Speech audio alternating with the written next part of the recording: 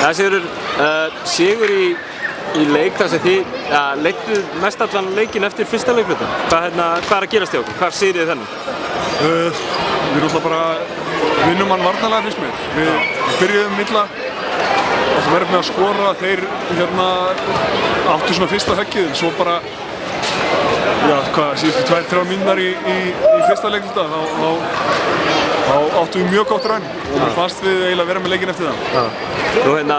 Nú komið inn í hennar leik bara búin að spila við neðri deildarliði í aðdragandanum og voru svona, við vonum sér ekki dónarliði, þau voru ekkert sérstaklega samfærandi í undanúrslitunum.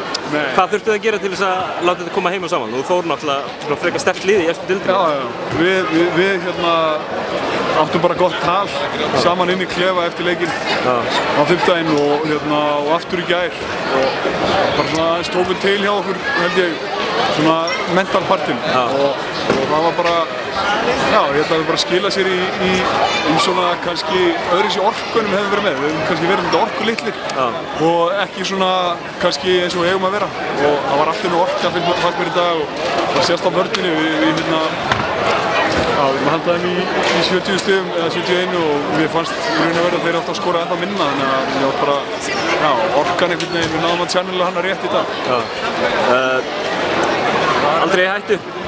Ég meina þeir náttúrulega tóku rönnandi restina og ég get ekki sagt að maður hafi verið bara chillaður á bekknum með krosslaða lappir en mér fannst ég alltaf verið með þetta, ég veit það ekki.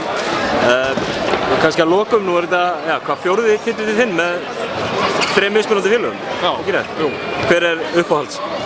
Það segir þessi vegna það í dag? Já, allir bara. Ég meina, ég á 3 börn og ég ger ekki upp með þeirra og ekki held ég byggjarmeistaratitil heldur sko. Fyrst alltaf fyrsti og svo bara, ég meina, þeir eru allir spes, allir mjög sérstakir og þessi ekki síður, alls ekki. Geggjað, til hamingju og takk fyrir.